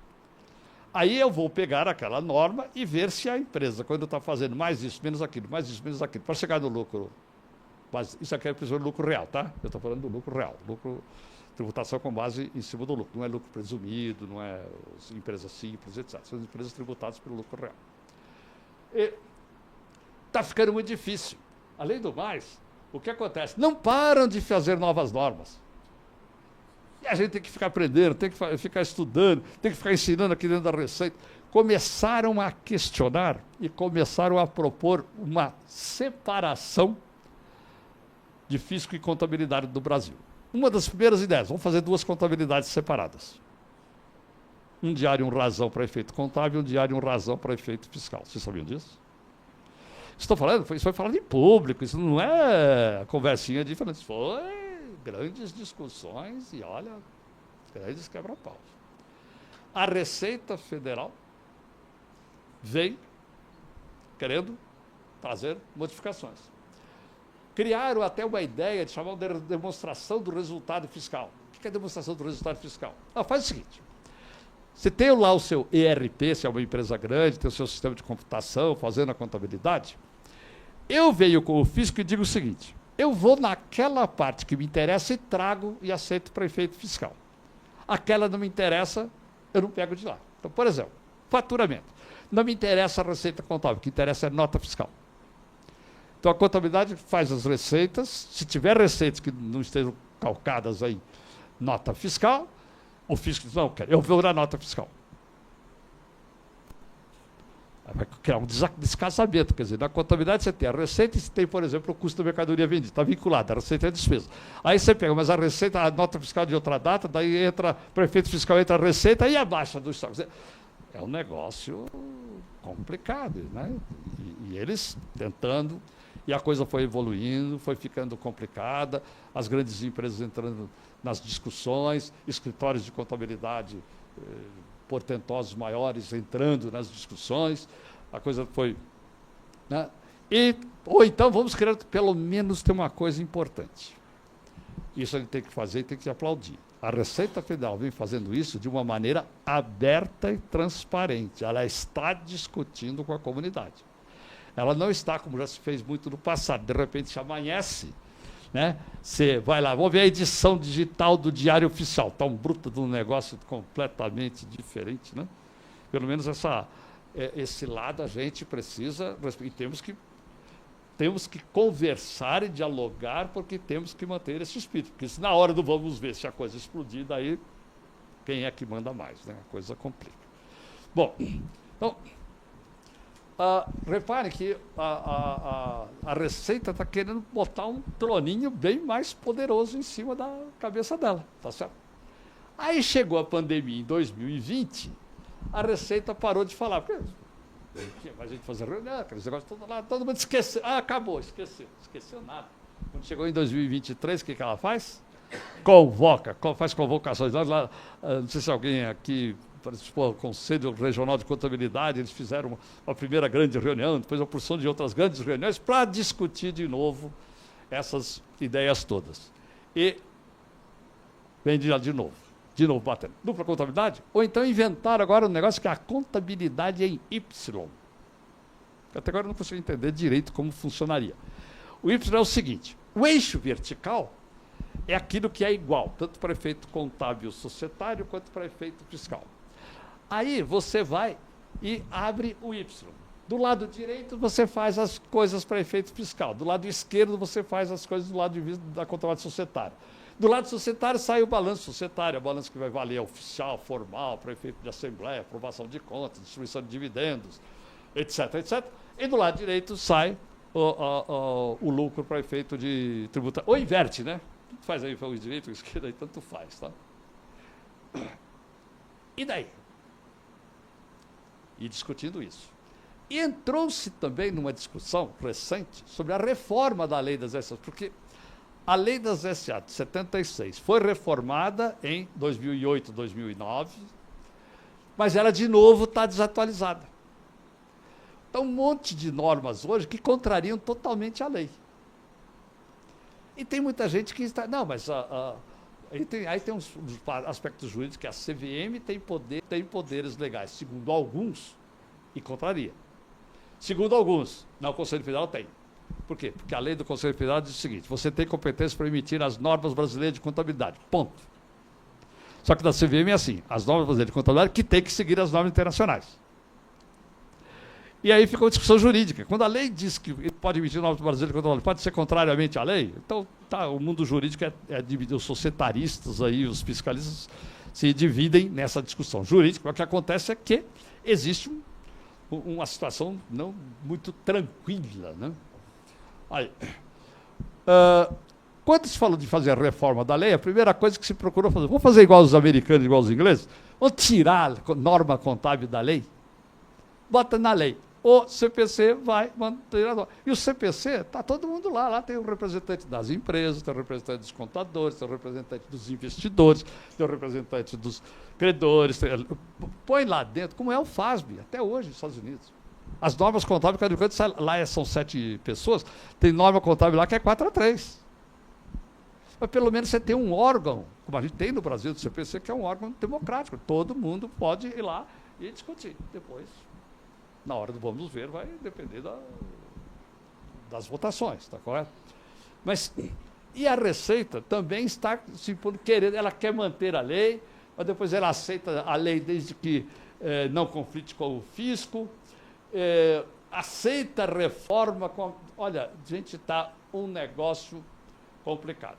Ou seja, a Receita está voltando a discutir, querer fazer 2 contabilidades totalmente separadas. O que é inclusive é um problema sério, porque imagine as empresas menores, se elas tiverem que fazer uma contabilidade societária e uma contabilidade fiscal, qual que elas vão fazer? Só a fiscal. E a qualidade das informações para fins de gestão, para fins de a tendência o risco é ir para o beleléu. O que houve de grande melhoria na qualidade da informação contábil pode vir a cair, principalmente. As grandes empresas não vai acontecer, mas... E as pequenas médias, tendo má contabilidade, isso é provado, trabalhos acadêmicos mostram, elas passam a ter dificuldade para crescer, porque não tem um bom sistema de controle, um bom sistema de informação, um bom sistema de mensuração de desempenho. Está correto? Então, estamos aí nessa discussão, aí de novo.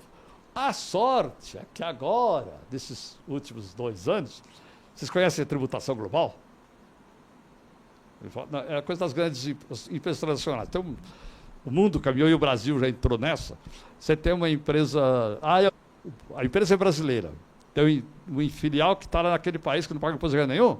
Não tem problema. O imposto de renda que ela deixa de pagar lá, eu cobro da matriz aqui. Vocês sabiam disso? A lei brasileira já está em vigência. Vocês sabiam disso?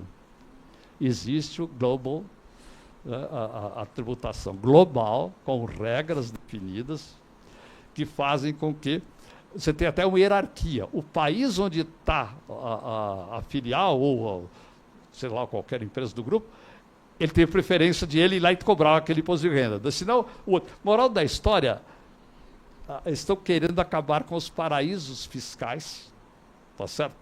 Vocês já viram o imposto de renda que era o problema da Apple, né? Porque a Apple, o lucro dela nos Estados Unidos não tinha nada nenhum, né?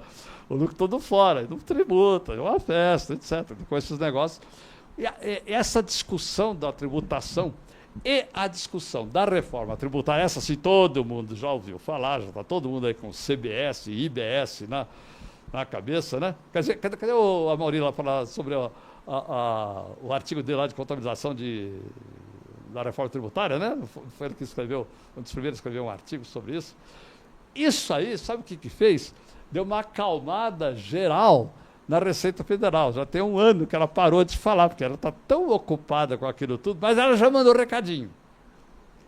A hora que deram uma acalmada da história da Receita Federal e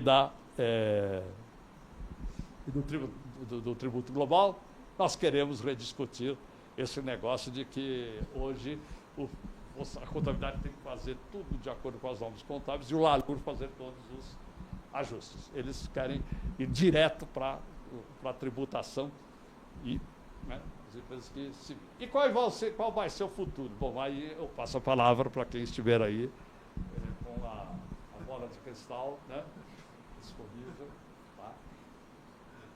Bom, agora para ir encerrando. Voltando aos reis da contabilidade, eu vou insistir numa coisa. Qual que é o rei da contabilidade? Então, o que acontece? Todos os usuários são os reis. A contabilidade, gente, é uma ciência Vamos chamar ela de ciência, tem alguns que discutem se é ciência, não é os filósofos. Né? Lá esses dias tem um artigo lá de alguém aí no jornal dizendo que economia não é ciência. Vocês já viram isso? É uma discussão antiquíssima. Esse é o problema dos filósofos, etc. Para nós que interessa, é uma ciência social aplicada. A contabilidade por si só, gente, a que ela serve? O balanço bate, eu fico feliz, durmo feliz. Eu tenho até um orgasmo contabilístico. Tudo bem, você quer fazer isso, ótimo. Tem aqueles que gostam. Mas, no fundo, a contabilidade só existe, só tem utilidade. Consequentemente, nós, profissionais, professores de contabilidade, só temos utilidade se ela for útil para os usuários. Se ela não for útil para os usuários, para que serve a contabilidade? Por isso que o que eu queria era, gente, a gente precisa bater muito. E lembrar que às vezes a gente fica estudando norma. Cuidado, gente. Os usuários não são só as normas internacionais são voltadas principalmente para empresas abertas com investidores minoritários no mercado. Mas ela também diz que é para credores. Ela também é para credores. Mas ela dá preferência para os investidores. Ela não dá a mínima pelota para a contabilidade gerencial. Se aquela norma contábil é boa ou não é para efeito gerencial, ela vai estar preocupada, ela procura saber, vai atrás dos analistas, vai atrás dos investidores, vai atrás de todo mundo para saber se as normas estão boas, se não estão, se deve melhorar isso, melhorar aquilo. Ela corre atrás dos investidores e um pouco dos credores, mas é isso que é o... Mas nós não podemos esquecer disso. A contabilidade não é aquilo. A contabilidade é todo e qualquer sistema de informação que produza informação útil para o usuário, qualquer que seja o usuário. E os usuários, sendo diferentes, às vezes precisam, de fato, de informações diferentes. Não existe uma contabilidade certa e outra errada. Depende. Eu queria enfatizar muito isso, gente. Porque esse negócio das normas internacionais, de repente, começou a aparecer uma história de que essa é a contabilidade, essa é a única. Não pode ser assim. Certo? Coitado de nós, né, com tantos usuários. Eu vou dizer, somos vassalos dos reis? Somos. Ainda bem. Porque se existem reis, tem quem reconhece o nosso trabalho. Desde que a gente entenda cada um desses usuários, quem é, o que ele precisa, que informação ele precisa, o que eu posso ajudá-lo.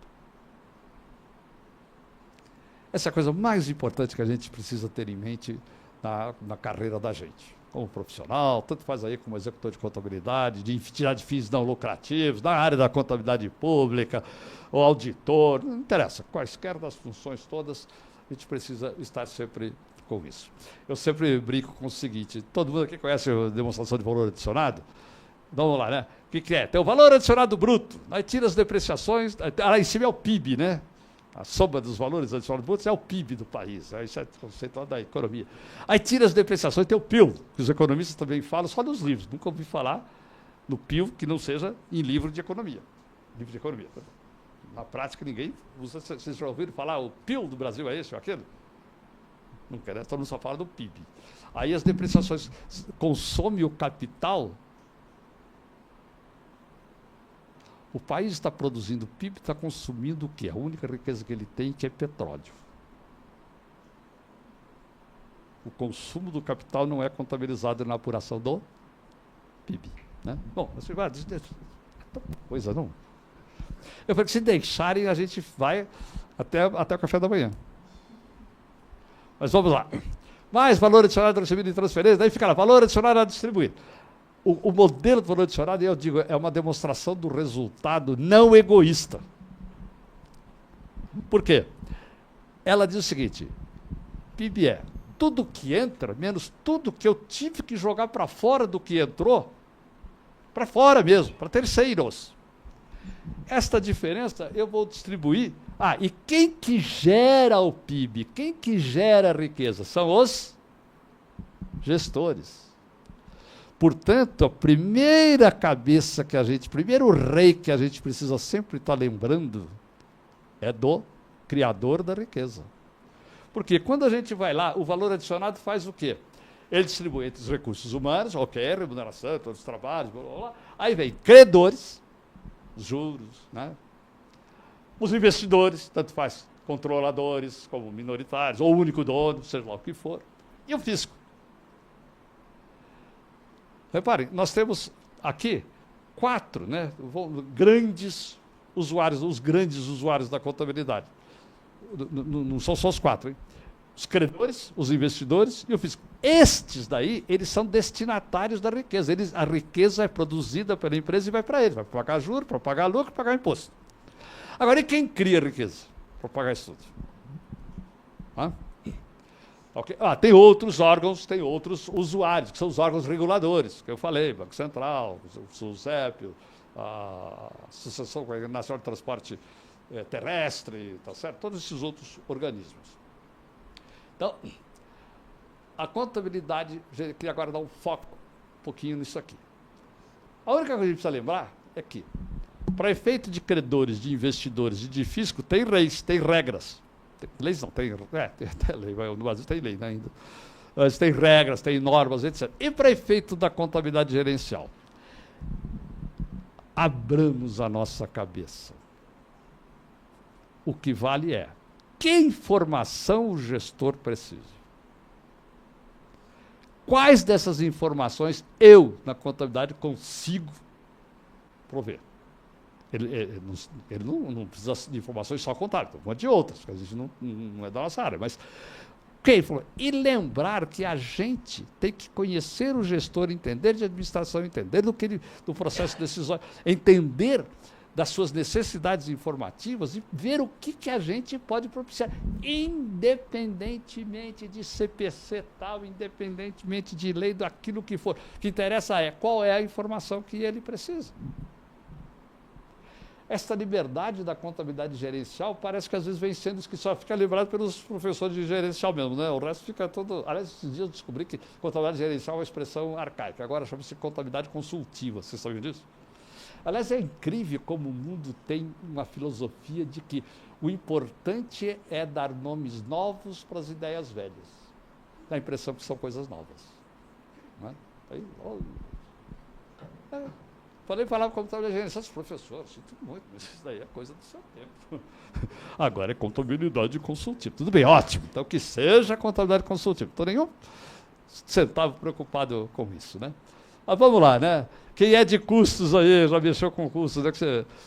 Os custeios. As normas contábeis exigem custeio por absorção. E o custeio variável, custeio de... Gente, para certos efeitos de controle, de decisão, às vezes de plástico, etc., o conhecimento do custo variável de cada produto é fundamental. A contabilidade não tem isso lá. Mas isso daí, como é que eu vou fazer? Gente, a contabilidade não é só o débito e crédito, diário, razão. É todo o conjunto de informações que você possa ter extraído do campo dela. Tá certo? Custo integral. Como é que é? O custo, a norma diz que tem que ser com o custo quanto custou matéria-prima. Para efeito de preços, o que interessa não é quanto custou matéria-prima, mas o quanto vai custar a matéria-prima daquela encomenda que eu vou fazer, ou do produto que eu vou fazer, que eu vou vender. É o custo. Como é que é? Não é nem o LIFO, nem o FIFO. Tem que ser o NIFO, que é o Next In First Out. Senão... não, desculpa. Então, vamos lá. Efeitos da inflação. Gente, eu vou falar... Eu não resisto. A contabilidade.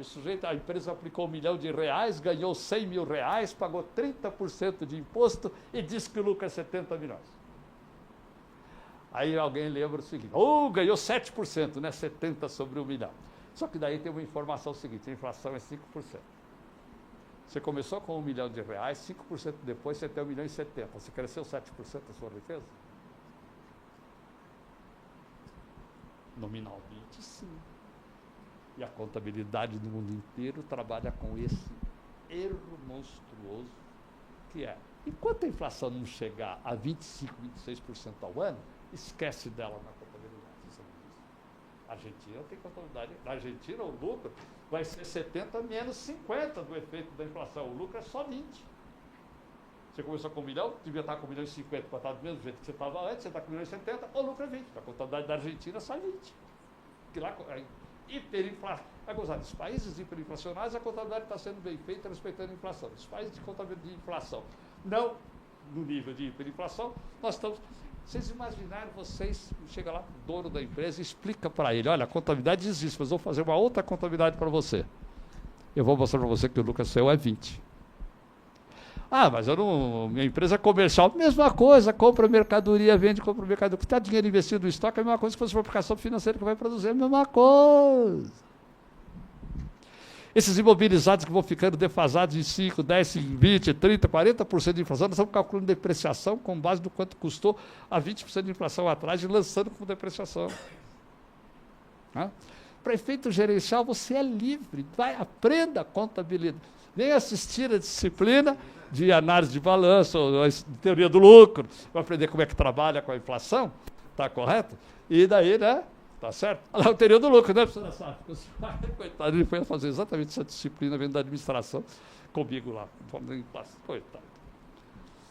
Mas vamos lá. Vamos lá, né? Retorno real. O retorno real, olha, é 20 sobre os 0,50, não é nem 2% não, hein? Os 20 mil não é 2%, é 1,9%. Você não pode comparar 20 com 1 milhão. Que 1 milhão e 50 é que você cresceu de fato de 1,50 para 1,70. Então você cresceu 20 sobre 1,050. Então, bonitinho, tá bom, mas vamos lá. Só para ir lembrando, e assim vai. Hoje, por exemplo, tem uma norma que está em vigência já tem uns 5, 6 anos, que é o IFRS 16 dos aluguéis, quem conhece aí, direito de uso. Então, você... Vou pegar até o exemplo da RD Saúde, que é a Raia Drogazil, né? Drogazil, Droga Raia, né? Uma empresa só. Quantas farmácias alugadas? Então é obrigado a pegar todos os contratos de aluguéis, traz a valor presente e reconhece o seguinte: o valor presente dos contratos de aluguéis eu tenho um direito de uso, do outro lado eu tenho aluguéis a pagar, o passivo de arrendamento a pagar. O direito de uso eu amortizo, vira despesa de amortização. O passivo me gera despesas financeiras. Então desaparece na demonstração do resultado, não existe mais a figura da despesa do aluguel. No fluxo de caixa não tem mais despesa de aluguel. As normas nem sempre vão para frente, viu? Às vezes dá-se uma escapada.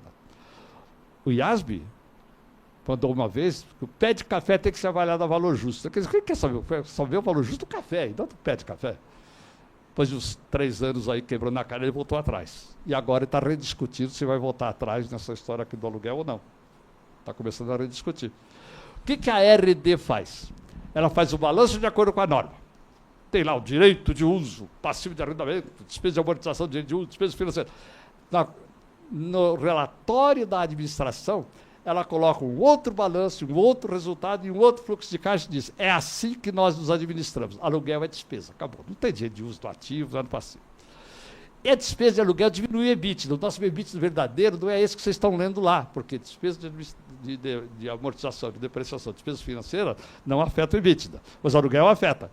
E ela diz: o EBITDA que está aqui é falso. O EBITDA que nós usamos para o efeito gerencial é onde a despesa... Ela faz isso para efeito gerencial, só que ela resolveu mostrar a contabilidade gerencial dela. Aí pega o balanço dela. Um negócio espetacular. E assim vão quantas, né? Constrói, aquela história do longo prazo, constrói prédios de apartamentos. A norma diz que, em certos casos, você apura o lucro só na chave. Dos apartamentos vendidos. Né? Os apartamentos não vendidos, nem pode apurar lucro enquanto não vender mesmo. Você já vendeu o apartamento, vai apurando o lucro, percentage of completion, durante a execução. Aí vem outros, não, tem que ser só nas chaves. E no Brasil tem uma briga, né? Porque a CVM, no CPC, os votos foram 5-1. Na verdade, do lado é 10-2. Os auditores jamais aceitaram, no Brasil, que as empresas imobiliárias apurem os lucros dos apartamentos ou dos imóveis vendidos com o lucro apurado durante o processo de construção. E a CVM pincou o pé, depois todo mundo concordou com a CVM, a norma brasileira diz: tem que fazer. Dentro de certas regras, tem que fazer. Aí o auditor dá um parecer o seguinte: olha, o parecer está de acordo com as normas. Ele bota assim, parágrafo de ênfase. Normas essas de acordo com a interpretação da CVM. É um tipo de ressalva que não usa a palavra ressalva. Ele diz: de acordo com a minha interpretação, não é este balanço, não é esse o resultado que é a melhor informação para o mercado. A CVM, então, eu estou fazendo de acordo com o que a CVM e cita expressa e explícita a CVM. Oi, prefeito gerencial. Ora, talvez o prefeito gerencial precise das duas. Em certos momentos, você quer saber quanto que é o lucro que eu estou tendo por período, pela execução, e pode ser o seguinte, o que me interessa, também, além disso, eu quero um prédio, eu quero apurar o lucro só depois que eu entregar, porque daí o prédio, o lucro dele está em 3 períodos diferentes, em 2, etc. Eu quero juntar tudo. Então, você pode, para efeito gerencial, montar os 2 modelos de contabilidade, com o lucro apurado nas chaves e com o lucro apurado durante o processo de construção. Precisa das informações. Mas a contabilidade só pode usar um deles. Bom, lá na contabilidade formal, você faz isso, produz relatos. Cada vez mais. Uma boa controladoria é aquela que tem um banco de dados de onde tira as informações conforme as necessidades dos usuários. Para efeito da contabilidade formal, que vai para a Assembleia, que vai para... É desse jeito. Para efeito confisco, daquele jeito. Para efeito gerencial, é esse outro jeito. E assim vai, né? O negócio das provisões, e era diferente. Nossa, e era diferente, é proibido trazer a valor presente. Poxa, os bancos grandes que têm monstruosos valores de era diferida, eles fazem todos os ajustes a valor presente para fins internos, porque não tem sentido trabalhar com esses valores dessa maneira. Os demonstrações, vou partir rápido agora já para o final. Os demonstrações de resultado com classificações diferenciadas, né? Aliás, né? Tem o IFRS 18 agora, com uma nova maneira de fazer, todo mundo já deve estar aí montado. Necessariamente é a melhor norma para efeito da gestão? Não sei, cada empresa que tem que analisar. Né? E assim vai. Ainda com os fluxos de caixa, etc. Bom, lembremos-nos, né? Nós temos os nossos reis, e são vários reis. O problema do contador é esse, ele sempre tem mais de um que manda. Aliás, é por isso que um dos problemas sérios do contador ele tem que ter... Né? Essas normas contábeis aqui. Manda fazer o seguinte, faz tudo de maneira bem simples, debita crédito, depreciação é 20% ao ano, não precisa ficar pensando em mais. A provisão é o seguinte, o fisco aceita, contabiliza, não aceita, não contabiliza. Vamos fazer as coisas bem simples. Eu não quero responsabilidade, eu não quero ter que pensar, eu não quero ter que analisar a essência econômica, eu não quero julgar, eu não quero tomar decisão. Bom, se você é um profissional desse jeito, vai aderir ao movimento que agora começa contra as normas internacionais. Vocês já ouviram falar do movimento contra as normas internacionais? Não? Não? Já mandei alguma coisa para você? Não? Não vou citar os nomes por uma razão ética neste momento. Tem gente dizendo, em algumas coisas eles têm razão. Está exagerado demais, normas demais. Esse negócio de valor justo com base no valor presente de fluxos futuros, se avaliar o lucro que o eucaliptal, é isso que fala? Eucaliptal? Deve ser, né? Que está crescendo pelo valor que é. Não, eu pego quanto que vai ser o valor de venda desse eucalipto do 7º ano, quando ele estiver pronto para cortar, trago a valor presente por uma taxa que sei lá eu qual vai ser, e eu mensuro o valor do eucalipto pelo seu valor justo, que é o valor presente dos fluxos de caixa futuros, e vai aumentando o lucro e vai pagar imposto, vai pagar dividendo sobre esse lucro, daí vai a Clabin e bota no seu estatuto. Olha, para efeito contábil, eu sou obrigado a avaliar os lucros dos meus eucaliptos aqui da fábrica de celulose desse jeito, mas para efeito de dividendo não é isso que vai valer não, viu? E a lei permite, e bota no estatuto. O dividendo que ela paga é sobre o lucro dela, só apura o lucro de eucalipto quando ela usa e vira papel. Vocês sabem disso? Pega o estatuto da Clabin. E assim que ela se gerencia. Então, o que é importante há excesso, como essa do aluguel, excesso talvez de valor justo, vamos sentar e discutir, mas vamos sentar e discutir não só de acordo com as nossas opiniões, vamos atrás dos usuários, vamos atrás de quem usa as informações para saber que nível de utilidade eles veem nisso, que nível de credibilidade eles têm, e discutir as novas. As novas não vai parar nunca de ter novas, o mundo, cada dia tem uma operação diferente do mercado, cada dia o mundo é mais complexo, então as normas contábeis têm que ficar realmente nessa eterna ebulição. Mas agora está com movimentos, não, vamos voltar à velha contabilidade de tudo pelos seus valores absolutamente objetivos.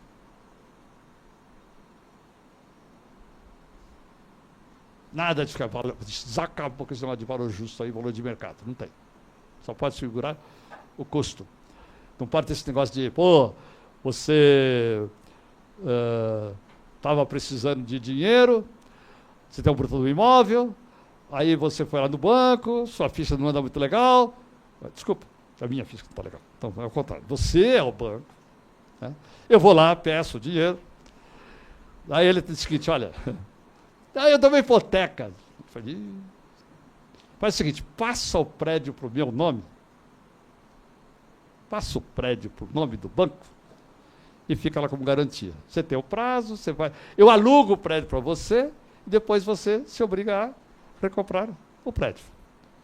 Então, objetivamente, houve uma operação de venda do imóvel, de aluguel do imóvel e depois de uma recompra. Na essência econômica, o banco quer esse imóvel? De jeito nenhum. Para ele, na cabeça dele, é uma operação de empréstimo que o imóvel está no nome dele para efeito de garantia. Não, mas eu vendo o imóvel, dou baixa do imóvel, ainda apuro um lucro na venda do imóvel e não tenho dívida. Por quê? Porque o dinheiro que entrou é venda do imóvel. Você viu que beleza? Meu balanço está bonitinho, não tenho dívida nenhuma. Esse é o balanço objetivo de acordo com o que está escrito. Na essência econômica, representa bem a realidade este balanço? Ou, na verdade, o imóvel ainda está sob controle da empresa? Ele que manda no imóvel, os riscos são dele, ele que, né, lá, e ele tem a dívida. Qual o balanço reflete melhor? Nenhum dos dois é perfeito. Contabilidade perfeito não existe. A contabilidade é uma representação simplificada da realidade. Se eu botar aqui um automóvel, maravilhoso, põe aqui qualquer...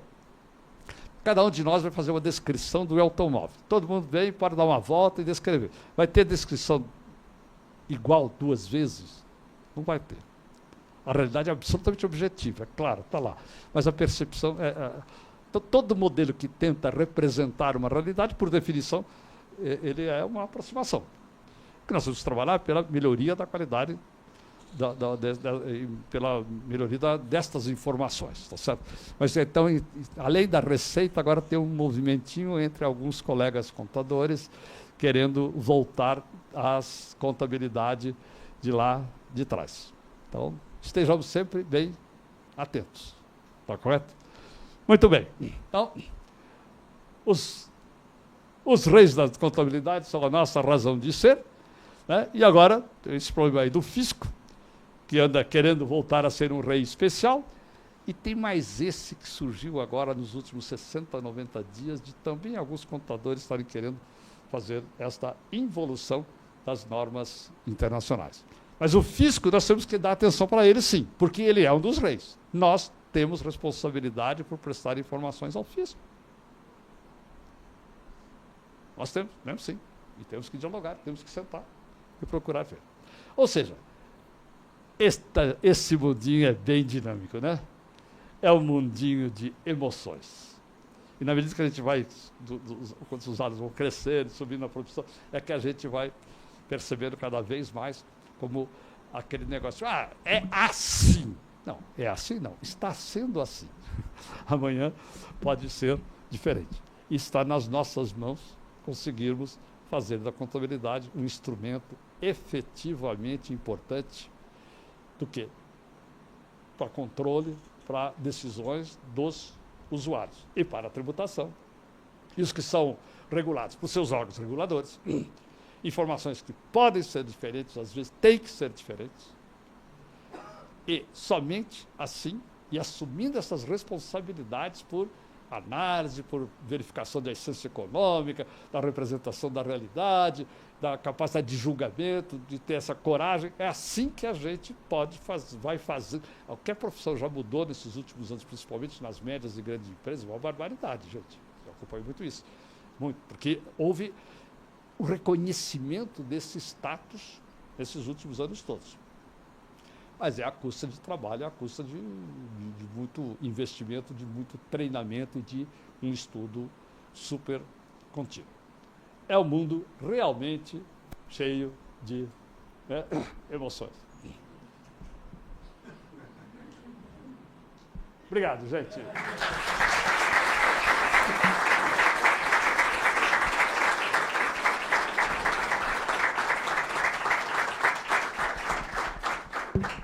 Conforme devidamente combinado, eu agora preciso dar uma descansar, tomar uma água, todas as perguntas difíceis, o professor Ricardo está absolutamente à disposição. Pessoal, perguntas?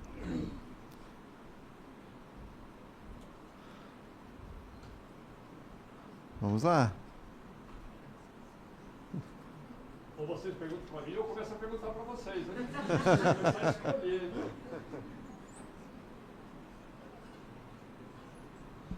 Sem timidez.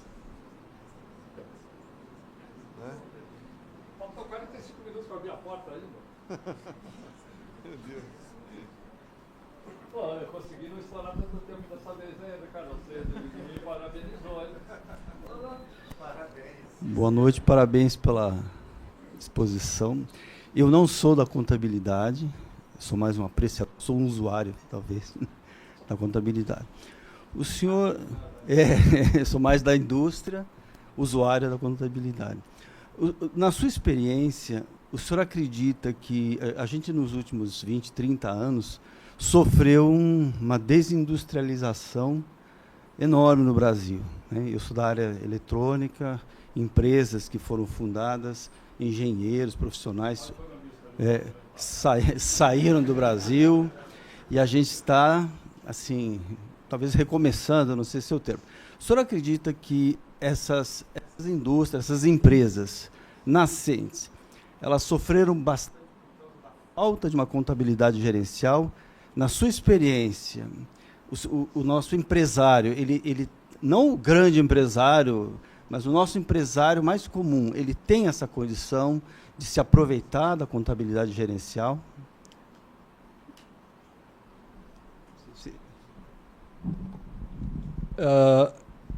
O fato de eu ter falado bastante já mostra a minha opinião. Não.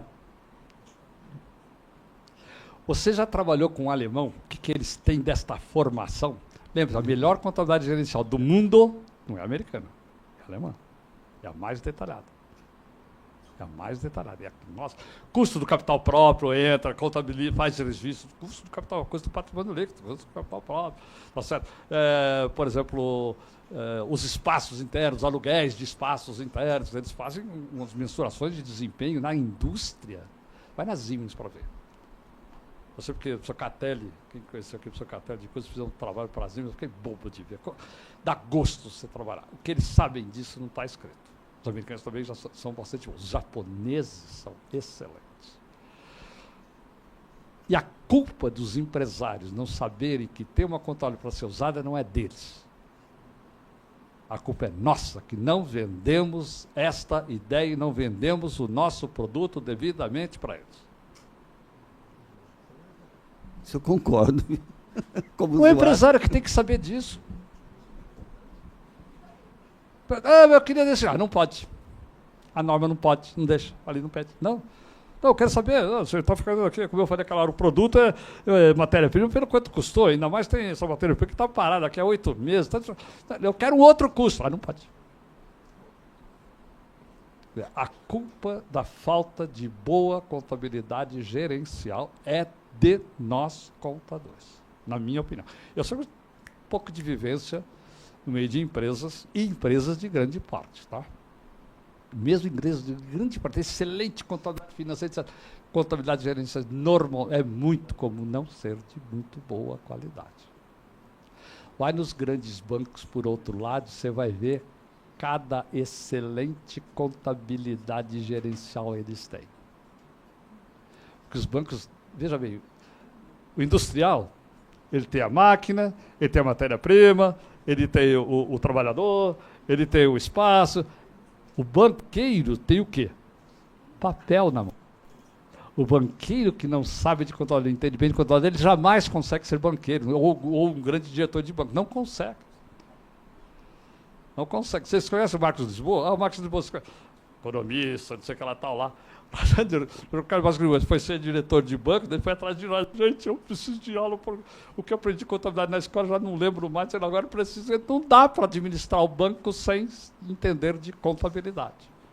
Os bancos costumam ter muito boa contabilidade gerencial. As indústrias, não. As empresas comerciais, essa RD para mim é um exemplo, é um negócio um pouco fora do normal. E a culpa não é deles. Nós temos o produto, não sabemos vender. Nós reclamamos que são mal remunerados. Aprenda a vender. Tenha o bom produto e aprenda a vender.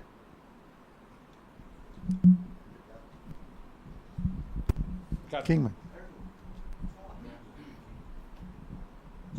Boa noite, professor. Só um adendo a esse comentário. Eu trabalhei com o Sebrae Nacional há uns 15 anos, estou no Sebrae São Paulo há 2. E está tendo uma série, estão ocorrendo uma série de treinamentos de contabilidade gerencial para contadores de escritório. Tá? Para ver se eles finalizei aprendem a fazer. Finalizei uma turma de 26 esses dias. Muito bem lembrado. Muito bem lembrado. Aliás, o Sebrae, o Senai, eles vêm fazendo com alguns trabalhos junto aos pequenos empresários dignos, né, de... E a resistência dos contadores? Olha lá. Metade te ama, metade quer te atropelar na rua. Vai ter mais trabalho, tem que aprender mais coisa. Ora, pílulas. Obrigado pelo adendo aí, excelente. Mais alguém? Perguntas? Ô, professor, eu gostaria de... professora Maísa. Depois eu gostaria de um... Professor, parabéns pela sua apresentação, excelente. A gente sempre tem o que aprender. Muito obrigada. Como é que você vê esse movimento atual de inteligência artificial, todas essas mudanças e o espaço do profissional de contabilidade? É uma coisa muito estranha. Vocês viram no ano passado e neste ano o que aconteceu com a demanda do curso de contabilidade nos Estados Unidos? O curso de contabilidade vinha com uma demanda, decrescente, ao longo já de umas 2 décadas. E deu uma chegou a inteligência artificial e está aumentando a demanda pelos cursos de contabilidade. Pelos cursos de contabilidade que tem esta filosofia que a gente está falando. Por quê? Você tem várias coisas já. Por enquanto, veja, é tudo muito bola de cristal. A gente não sabe realmente o que né... desculpa, você que estava perguntando. Então. A gente não nós estamos pisando em um pouco de areia, né? Todos nós, que diz respeito à IA. Mas, cada vez mais, aliás, a contabilidade sofre não, ela recebe o impacto da tecnologia mais do que muitas outras ciências há muito mais tempo. Não é de agora. Que a máquina vem cada vez mais executando tudo aquilo que é de rotina e vai cada vez mais acelerando. Então, o profissional da rotina, esse tende a desaparecer mesmo.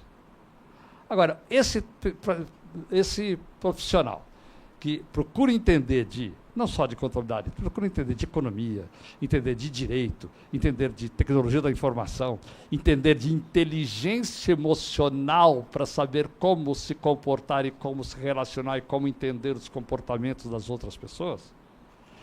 Esses profissionais, eu acho que vai demorar muito para a inteligência substituir.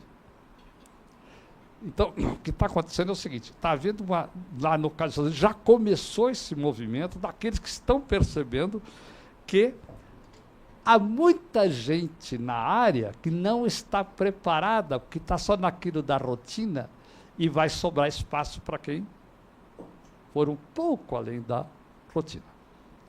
Então, a inteligência artificial, ela vai trazendo, não, ela já vem trazendo e vem há muito tempo, quilos de coisas de rotina, do direito, da medicina. Você imagina a contabilidade, né? Não vai sendo substituído pela máquina. Agora, quando chega nessas horas de você entender da necessidade de informação, de você entender das operações, entender de contratos, entender da essência econômica, e daí ajudar os gestores, tomadores de decisão, certo? Quer dizer, só se um dia a inteligência artificial tomar o lugar, inclusive, dos tomadores de decisão, tudo. Acabou, morreu. Né? Daí, sei lá eu, se isso chegar, obviamente, não sou eu, com os meus 80, que vou estar lá. Mas eu acho que a inteligência artificial bem usada, ela vai cada vez mais segregando o bom profissional que vai realmente... Esse vai continuar e vai ter cada vez... Eu acho que vai ter ainda por muito tempo cada vez mais espaço. E esse trabalho, eu posso até procurar lá e ver, eu mando para você, Ricardo, me cobra lá, deu materiais sobre essa história dos cursos de contabilidade que estão tendo essa mudança e por causa desse tipo de enfoque. E de um certo conhecimento, porque lá também, a maioria, talvez, dos professores também não é dos mais necessariamente brilhantes, não. São os melhores. Os melhores são os ingleses, como eu já disse. Mas ainda no mundo inteiro, a quantidade dos que estão preocupados com a rotina, em cumprir regrinha. Como é que eu tenho que fazer isso? Tem que fazer? Tá, faz, não pensa, não quer assumir responsabilidade, não quer ir atrás de coisa nova, querer saber o que o sujeito precisa, o gestor precisa para tomar a decisão, tá certo? O que o credor quer de informação melhor, o minoritário, sei lá o que for. Então, eu acho que a inteligência artificial ela vai provocando, como em todas as outras áreas, né? Eu acho que só tem uma profissão garantida pela inteligência artificial até agora: cuidador de idoso. Vocês viram que eu já estou começando a me preocupar com o assunto, né? Esse eu acho que não tem inteligência artificial que vai resolver. Será? Acho que isso está muito longe, né? Mas o resto... Mas há essa... ela vai deixando cada vez mais claro que os profissionais que vão realmente sobrar serão aqueles que são capazes de fazer isso tudo. Felizes, porque tem vários reis, que daí eles têm vários trabalhos para poder oferecer e ser bem remunerados. Obrigado, professor. Mais alguma pergunta? Então, a última para a gente encerrar. Tudo bem, professor? Boa noite. Hoje a minha pergunta não é sobre contabilidade, sobre economia, é uma pergunta sobre a vida. Acredito que eu falo em nome de todos aqui, estamos todos honrados em ouvir a sua palestra.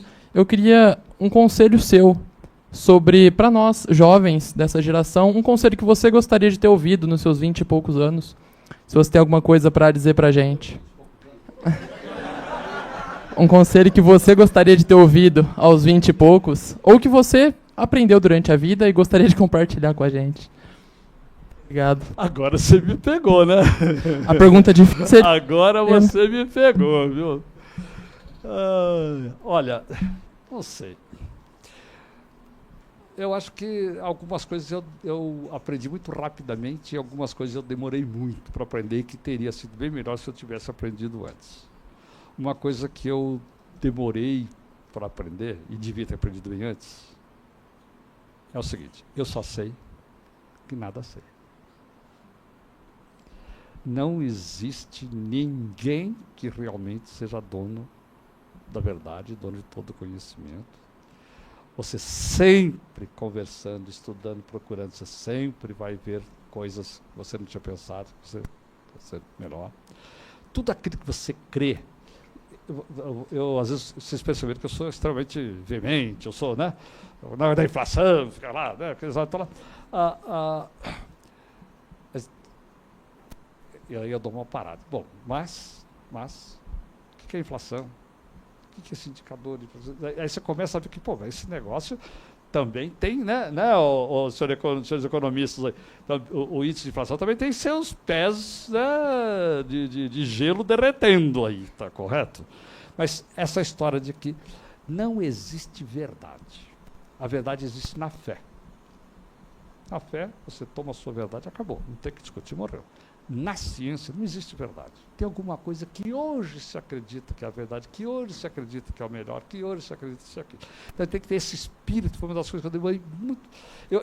Eu achava que era verdadeiro. Toda coisa que eu acreditava, dava aula, escrevia, é verdade. Hoje eu digo só, eu falo, mas já sei que não é bem assim. Não é bem assim. As coisas não, essa aqui é a melhor coisa. É a melhor, até que apareça alguém que faça uma outra melhor. Então, cuidado. A gente não pode ser absolutista e achar que a gente sabe tudo. Isso não existe. Ninguém sabe. Então, acho que eu demorei um pouco para... Eu talvez estava com o penacho muito levantado, viu? Eu acho que eu estava com o penacho muito levantado. E eu me lembro de uma que eu aprendi muito cedo, e essa eu falo muito nas aulas, e tem até escrito aí, que é essa história, exatamente, por causa dessa história do mundo racional, uma crença que existiu durante muito tempo, na economia principalmente, de que o homem é um ser racional. Racional no seu sentido lá da cartesiano. E não é nada disso. Então, às vezes, aquilo que você acha que é melhor depende de cada pessoa. Eu tenho um exemplo disso, eu era aluno. Desculpe aí, todos que passaram por mim na vida já ouviram eu falar disso, né? Eu estava no 4º ano da faculdade, estava lá, fazia em São Paulo, mas estava lá aquele estudante de onde eu voltei a morar, mas eu estava lá, último anista, né, da USP. Não sou. Você também? Não tem por onde. Aí o irmão de um amigo, estava ali conversando, e ele era torneiro mecânico numa indústria, e ele comentando que ele tinha mudado de vida. Juntou o dinheirinho que ele tinha, fez um acordo lá com a indústria, pegou mais aquele dinheiro lá, comprou um torno e foi trabalhar por conta própria. Não ia, né? Vou fazer as contas. Quanto que você ganhava? Você tinha 10%, você tinha... Agora, o que você vai ter? Você vai ter... INSS você vai ter que pagar, sabia disso? Senão, como é que faz? É a sua aposentadoria, etc. Tal. E férias. Como é que faz? Você tem que ganhar no tempo que você trabalhava. Fez as contas direitinho. Então, digamos que os números fossem isso. Quanto que você estava ganhando lá? 3 mil por mês. Ó, você é autônomo, pelo tudo que você falou aqui, você vai ganhar 2.600. Ele me parou, olhou para mim e falou assim: Eliseu, está me custando R$400. Foi o melhor negócio que eu já fiz na vida. Você sabe o que vale não ter patrão? Naquela hora eu entendi, as decisões não são sempre racionais do ponto de vista cartesiano. Certo? Você sempre tem esses aspectos da... Os economistas demoraram, mas aprenderam bastante, né? Quantos prêmios Nobel nós já temos de economia que são psicólogos? Conseguiram introduzir todo esse lado comportamental, né? Aquelas curvinhas bonitinhas de curva de oferta e demanda, calma lá, não é bem assim. Essa eu aprendi rápido. E eu vejo tanta gente na minha idade que não aprendeu ainda. E eu fico louco da vida. Tá? Mas aquela que eu comentei com você, aquela eu demorei um pouco e a gente precisa ter. Muito obrigado.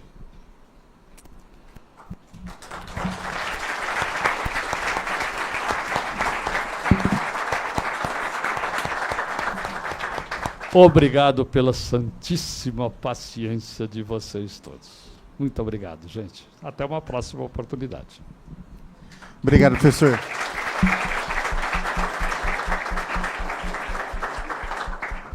Obrigado a todos pela presença e especialmente ao professor Eliseu Martins pela palestra. Então, quem tiver o segundo horário, a segunda aula, boa aula.